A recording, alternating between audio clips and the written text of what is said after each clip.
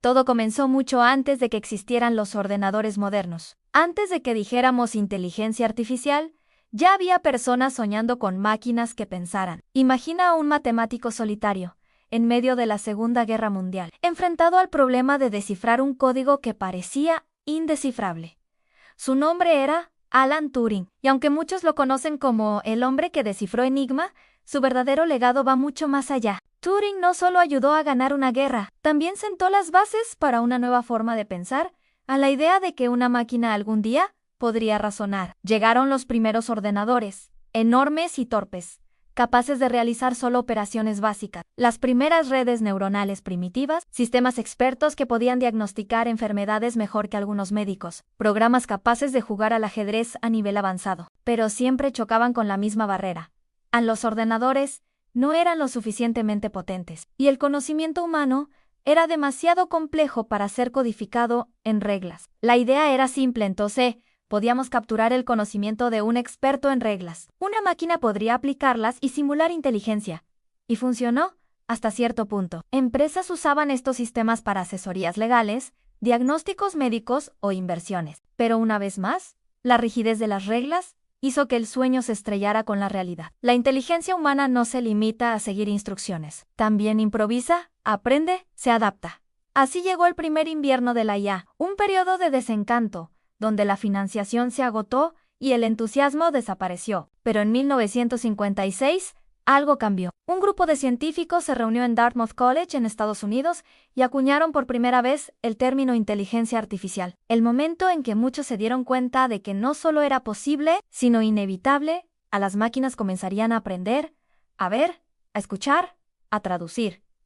Y lo harían cada vez mejor. Le dabas miles de ejemplos y la máquina extraía patrones, como un niño que aprende viendo. Esta idea existía desde los 60, pero no era viable sin una gran cantidad de datos y potencia computacional. Eso cambió con Internet. Las redes sociales predicen qué contenido te va a gustar antes de que tú lo sepas. ¿Y qué pasa con los trabajos? ¿Estamos creando una herramienta o un sustituto? La IA no es el futuro, es el presente. Está en tu móvil, en tu coche, en tu correo electrónico. Aprende de tus hábitos, de tu voz, de tu escritura. Nos rodea sin que la notemos. Los coches empiezan a conducir solos, aunque aún con limitaciones.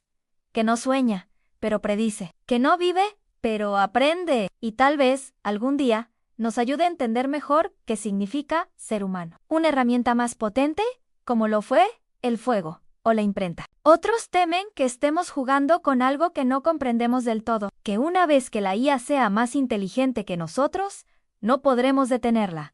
Tal vez ambos tengan razón. Y en 2022, otro gran salto a los modelos de lenguaje. Era un acto de fe, más que de ciencia. Creían que en pocos años podrían construir máquinas tan inteligentes como los humanos. No lo lograron, pero encendieron una chispa, no porque entienda cómo lo hace un humano, sino porque ha visto suficientes ejemplos como para simular comprensión. No piensa, pero lo parece.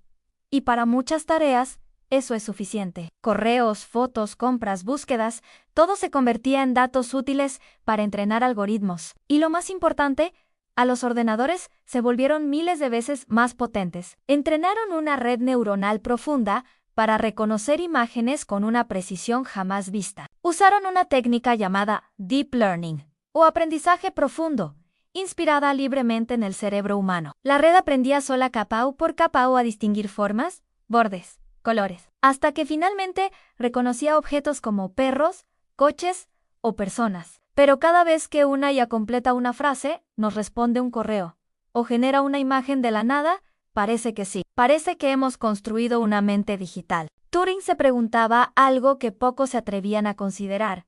¿Pueden pensar las máquinas?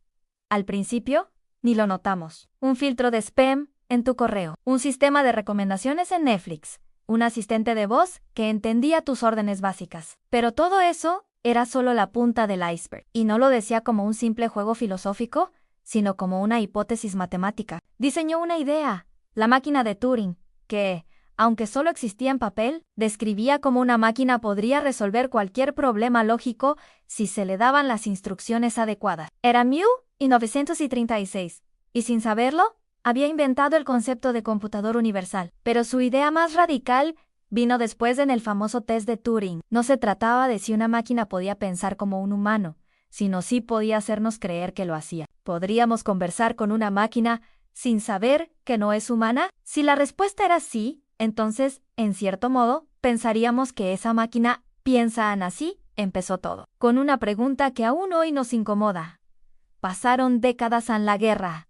Terminó. Durante los años 60 y 70, los investigadores de .ia lograron avances impresionantes para su época. Pero la ciencia, como la marea, siempre regresa. En los años 80, hubo un resurgimiento con los sistemas expertos. Y entonces, llegó el cambio que lo revolucionaría todo el aprendizaje automático. A diferencia de los sistemas anteriores, que requerían reglas explícitas, el aprendizaje automático permitía que la máquina aprendiera por sí sola a partir de datos. Con la llegada de la web y el auge de los datos digitales, de repente, las máquinas tenían más información de la que ningún humano podría procesar en una vida entera. Así, en los años 2000, la IA empezó a salir de los laboratorios y entrar en nuestra vida diaria. En 2012, un equipo de investigadores liderado por Geoffrey Hinton logró un hito inesperado. Ese fue el renacimiento de la IA. Desde entonces, hemos vivido una explosión. Los asistentes virtuales ya no solo obedecen comandos, sino que pueden mantener conversaciones. ChatGPT, por ejemplo, demostró que una IA podía escribir ensayos, responder preguntas, traducir textos y hasta componer poemas. Pero este nuevo poder también plantea nuevas preguntas. ¿Quién es responsable si una IA comete un error? ¿Cómo evitamos que aprenda sesgos humanos? ¿Puede una IA generar desinformación sin que lo notemos?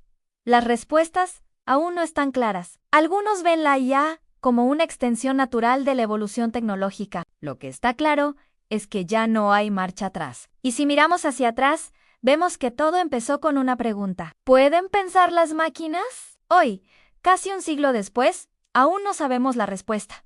Una mente que no siente, pero calcula. Porque quizás, al mirar a esta inteligencia artificial, terminemos viendo nuestro propio reflejo.